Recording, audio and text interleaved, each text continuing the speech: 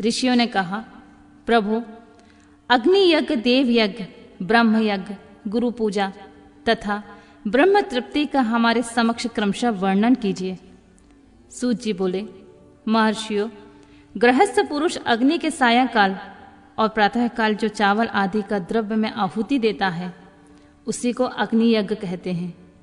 जो ब्रह्मचर्य आश्रम में स्थित है उन ब्रह्मचारियों के लिए समिधा का आधान ही अग्नि यज्ञ है। वे समिधा का ही अग्नि में हवन करें।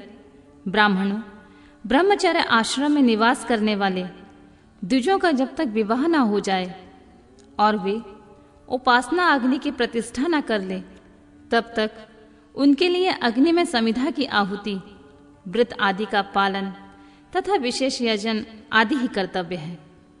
उनके लिए यह अग्नि यज्ञ है। द्विजो, जिन्होंने ब्रह्मा अग्नि को विसर्जित करके अपनी आत्मा में ही अग्नि का आरोप कर लिया है, ऐसे वानप्रस्थियों और सन्यासियों के लिए यही हवन या अग्नि यज्ञ है और वे विहित समय पर हितकर, परिमित और पवित्र अन्न का भोजन कर लें।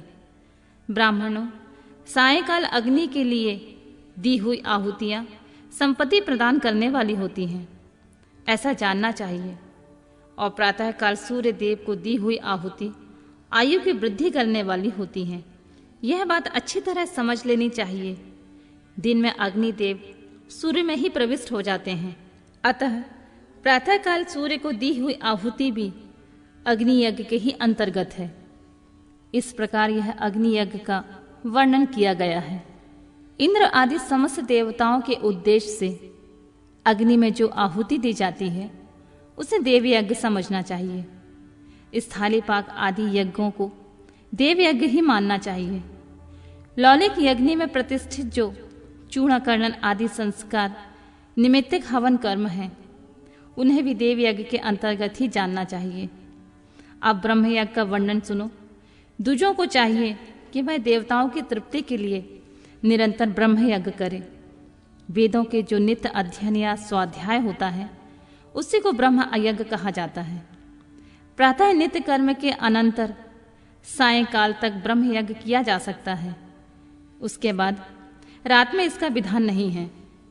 अग्नि के बिना देव यज्ञ कैसे संपन्न होगा, इसे तुम लोग बड़ी श्रद्धा से और आदर पूर्वक सुनो।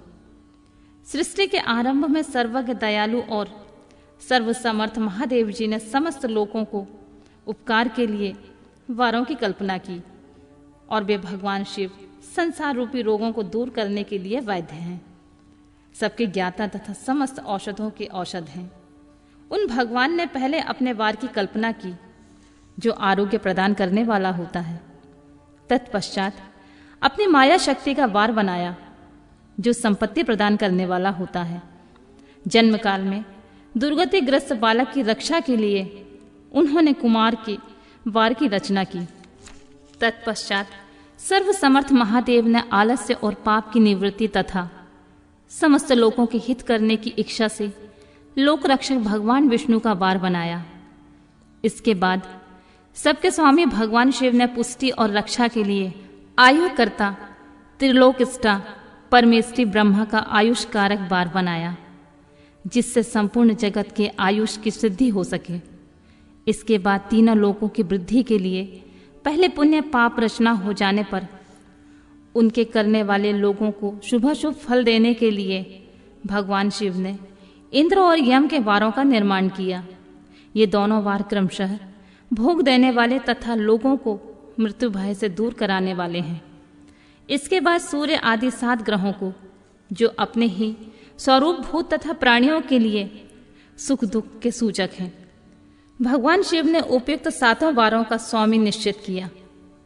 वे सब के सब ग्रह नक्षत्रों के ज्योतिर्मय मंडल में प्रतिष्ठित हैं।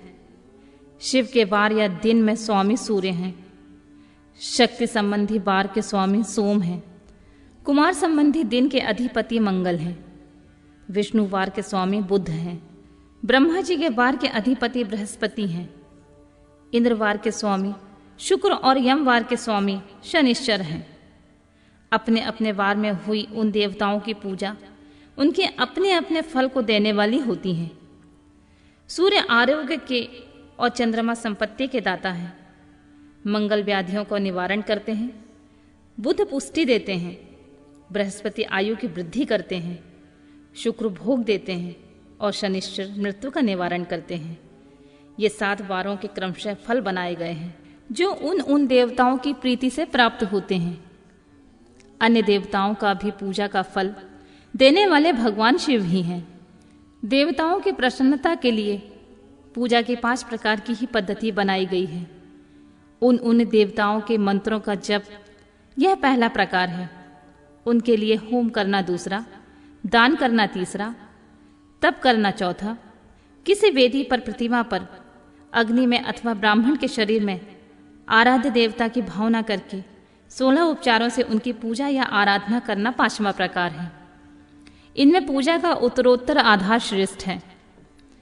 पूर्व के अभाव में उत्तरोत्तर आधार का अवलंबन करना चाहिए।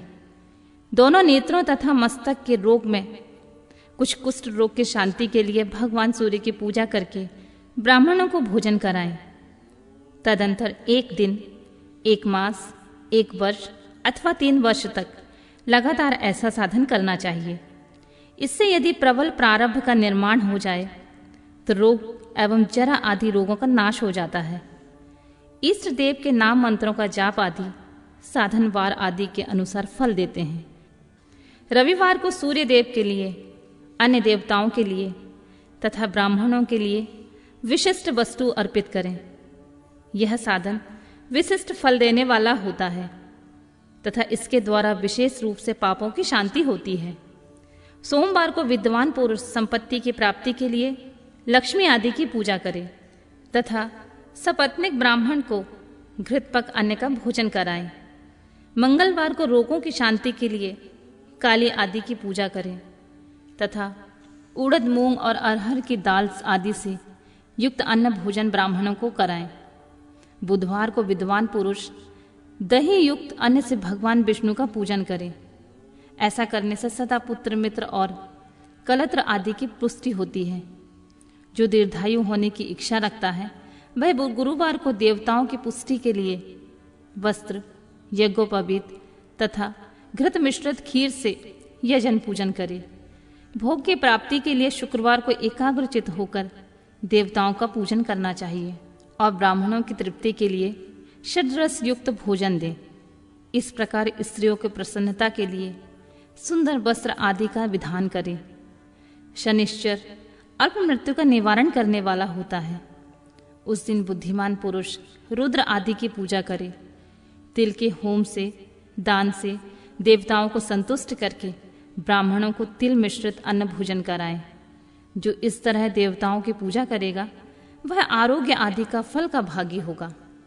देवताओं के नित्य पूजन, विशेष पूजन, स्नान, दान, जप, होम तथा ब्राह्मण तर्पण आदि एवं रवि आदि वारों में विशेष तिथि और नक्षत्रों का योग प्राप्त होने पर विभिन्न देवताओं के पूजन में सर्वज्ञ जगदीश्वर भगवान शिव ही उन देवताओं के रूप में पूजित हो सब लोगों को आरोग्य आदि फल प्रदान करते हैं।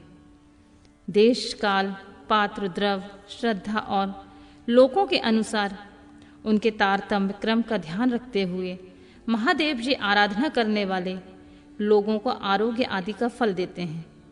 शुभ मांगलिक कर्म के आरंभ में और अशुभ अंत्योष्टि आदि कर्मों के अंत में तथा जन्म नक्षत्रों के आने पर गृहस्थ पुरुष अपने घर में आरोग्य आदि की समृद्धि के लिए सूर्य आदि ग्रहों का पूजन करे। इससे सिद्ध होता है कि देवताओं का यजन संपूर्ण अभीष्ट वस्तुओं को देने वाला है। ब्राह्मणों का देव यजन कर्म वैदिक मंत्र के साथ होना चाहिए। यहाँ ब्राह्मण शब्द क्षत्रिय और वैश्य का भी उपलक्षण है। शूद्र आदि दूसरों का देव यज्ञ तांत्रिक विधि से होना चाहिए। शुभ फल की इच्छा रखने वाले मनुष्य को साथ ही दिन में अपनी शक्ति के अनुसार सदा देव पूजा करना चाहिए। निर्धन मनुष्य तपस्या, व्रत आदि का कष्ट सहन आदि द्वारा धनी धन के द्वारा देवताओं की आराधना करे। वह बार बार श्रद्धा पूर्वक इस तरह धर्म का अनुष्ठान करता है और बारंबार पुण्य लोकों के नाना प्रकार के फल भोगकर पुनः इस पृथ्वी पर जन्म ग्रहण करता है। धनवान पुरुष सदा भोग सिद्धि के लिए मार्ग में वृक्षादि लगाकर लोगों के लिए छाया की व्यवस्था करें। जलाशय, कुआं, बावली और पोखरे बनवाएं। वेद शास्त्रों की प्रतिष्ठा के लिए पाठशाला का निर्माण करें तथा अन्य प्रकार से भी धर्म का संग्रह करता रहे। धनी को यह सब कार्य सदा ही करते रहना चाहिए। समयानुसार पुण्य कर्मों की परिक्रमा से अंतःकरण शुद्ध होने पर ज्ञान की सिद्धि होती है। द्विजो, जो इस अध्याय को सुनता, पढ़ता अथवा सुनने की व्यवस्था करता है, उसे देव यज्ञ का फल भी प्राप्त होता है।